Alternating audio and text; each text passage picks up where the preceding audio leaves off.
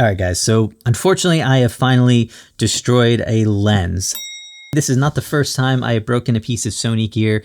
This is number 4, although it's been a few years, and the last time I hit it with a car. So more on that story to come. But in total, I've had to fix 2 Sony cameras and 2 GM lenses using Sony's repair service. So I wanted to tell you just how much everything cost me, the lead times, how easy it was, and if having Sony's Pro Repair service actually made anything better. So this is hopefully my repaired 35mm. If you guys have had any broken gear that you've had to fix, let me know in the comments. But better yet, you can actually leave me a voice message. I have a link to be able to do that in the description. It's super easy. It takes a few seconds. And then I will actually be able to share these stories and questions in my YouTube lives and on the podcast so that everyone can hear it. So feel free to do that and even hit me up with like camera questions or what you think of AI or how much you hate Adobe and whatever else is on your mind that you want to talk about. You can record a message and then I can play those in some videos, which should be awesome. But I want to basically open this box and take a look at my 35mm. So the first camera I broke was a Sony A7S III, and I was on this really awesome car shoot. And I think what people don't realize about car shoots in general is that everything has to be insanely quick.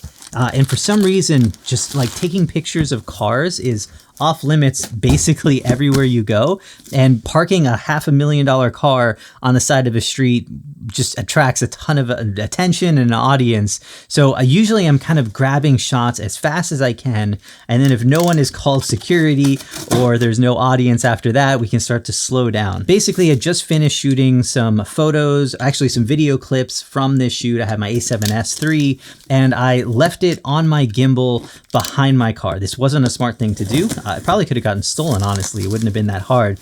But at some point, I was only going to be a couple of minutes, and so I didn't think much about it. And then at some point, I wrapped up kind of finishing some photos, and my car was getting in the way, and I had to move it just a little bit, just literally a couple feet back. So I didn't think about anything. I got in the car and started reversing, and at that point, I heard the crack. It didn't run over the camera itself, thankfully. It ran over the gimbal's like feet, whatever you call those, the mini tripod that I was using for that. Just completely tore off my screen on my camera. I don't know if you can tell in here. I don't want to pull it off.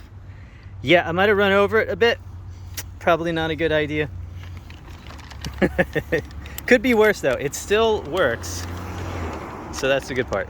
So as long as I kind of tucked the screen into the camera and just kind of like taped everything there, it would actually work. And I was able to finish the shoot.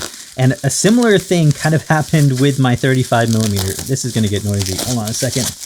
All right, this is the 35mm 1.4. It's a really good lens, especially for photos. I like it a lot. For video, my only issue with it is that focus breathing on it is just crazy bad. And so if you turn on focus breathing compensation on, which I recommend doing because if you're shooting video, your background can shift so much, but then it becomes like a 45mm lens. So it's just a little bit more telephoto than I originally wanted. Now, unfortunately, this situation was even more stupid. Basically, I had just finished a shoot. I packed everything into my car, just kind of threw it in there because I had to leave in a hurry. And then when I got home, I just tried to grab everything and bring it in one trip. And my camera slipped right out of my hand. And this fell on a brick driveway. This one was interesting because the lens completely came apart. And when I saw it, I thought it was completely done, but only the outside housing had really come off. All of the internals were still working. It looked super messed up. I also had a Polar Pro filter on this that got completely smashed. It must have fallen on the filter because all of these filter threads are really damaged up. And then just the force of how it fell with the camera on it just kind of ripped off the housing and everything that the filter was attached to off of this. But I was able to actually tape it all back together. I used it for a shoot. The autofocus was perfect. The quality was perfect, but the lens was still in a bunch of pieces. So I knew it wasn't gonna be cheap to fix. So I do have Sony's Pro support, which has been kind of hit and miss for me over the years. So I wanna break that down.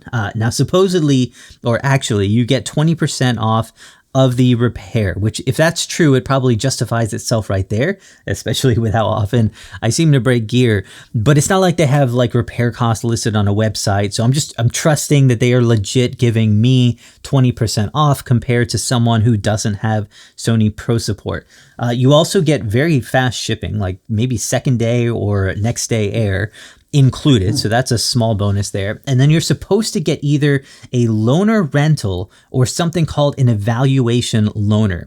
The problem is with the evaluation loaner, it can't be for a lens that you've tested before or a lens that you've owned because it's an evaluation. So I couldn't use it for my lens, but as long as you haven't tested that lens or that camera out, you can get a free rental. The other problem is that you have to do it at least 2 weeks in advance before you can even get the rental. So by the time I would have gotten the loaner, my lens would have been repaired. So that really wasn't a feasible option for me on this. Now, Sony does advertise a repair loaner. So that's what I tried while my lens was in service, but you can't actually get that loan until the repair shop has gotten your lens and they have determined the actual repair time, and that time has to exceed 3 days of repair. First of all, based on my experience, any repair that takes that long would probably exceed the value of the gear itself, unless they just didn't have the part in stock. So pretty much it protects you from any case that the part is going to be out of stock. But it took like a week between when I sent out the loan or sent out the gear for evaluation and when it was evaluated and when they gave me a timeline of what it would take to fix. So if I actually needed this lens, I would have had to rent it somewhere else before I sent it out. So that was kind of useless. But what's really crazy is I actually found out that this lens would take over a week to repair because they were out of one of the parts. So when I resubmitted another request for a loaner, they told me that they were out of stock of loaners for my lens. Now, what's interesting is that Sony uses lens rentals for loaners, and I actually have a little bit of a beef with lens rentals. They kind of unfairly ripped me off for over $1,000, but that's probably for another time. This time, lens rentals had the lens in stock, but apparently Sony has this limited allocation of gear at lens rentals that they can use for loaners, and apparently they were completely out of these 35mm lenses. They also wouldn't pay for my rental of the lens from lens rentals inventory. So whatever deal Sony has with lens rentals, it didn't seem to have any benefit to me.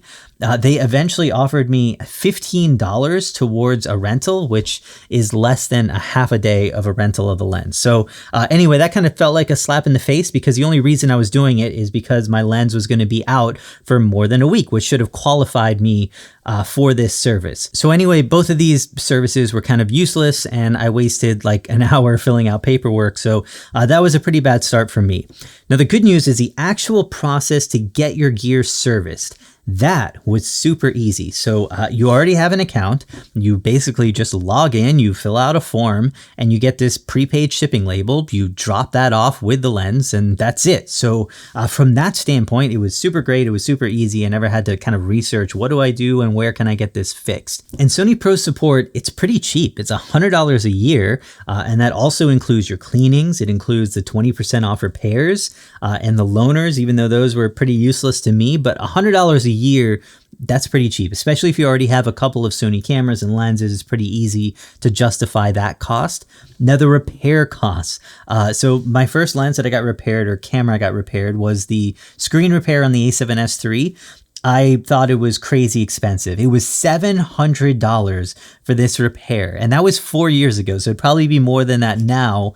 And the screen wasn't even broken. It was literally just this hinge that had broken off. The wires were still attached. The screen still worked perfectly. It was barely damaged at all.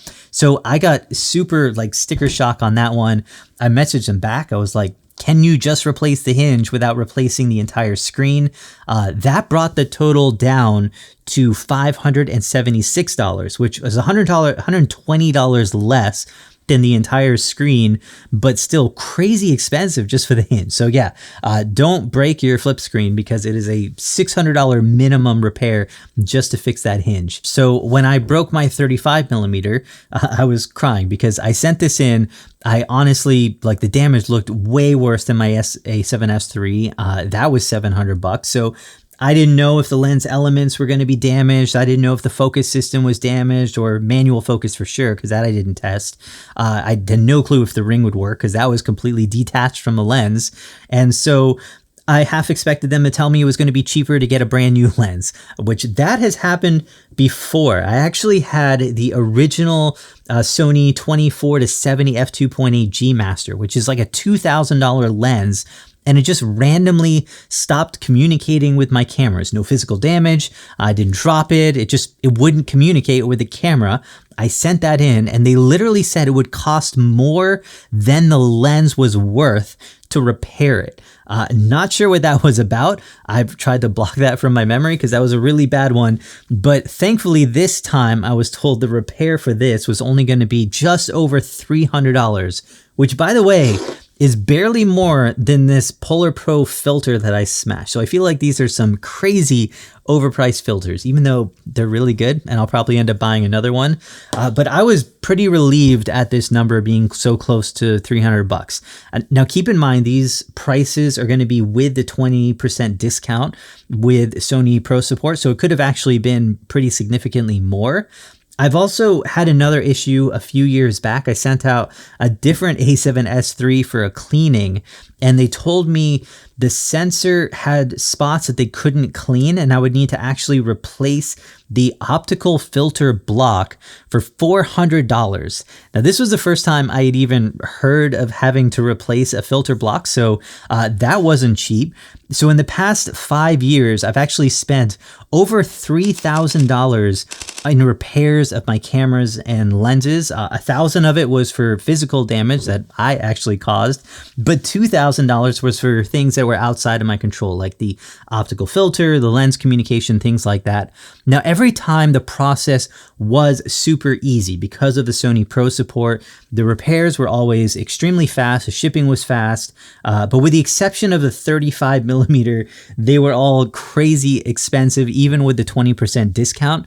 And to this day, I have never been able to actually use these loaner services because either the gear wasn't available or the actual repair time wasn't over the 3 days. And honestly, though, if I needed a loaner, I would have needed it the day that I sent out the lens for repair. So I think that Sony really should have some kind of a real loaner program, even if it costs a little bit more per year for a higher end version of this Pro support. But that's the only issue with me right now. It may be even like a reduced rental price with lens rentals, but that's the only part of the program that I don't think that Sony is quite delivering on. But overall, I am a huge fan of Sony Pro support. It made the process incredibly easy. I should have saved 20% on all of these things, so that's great. Really helped justify the cost.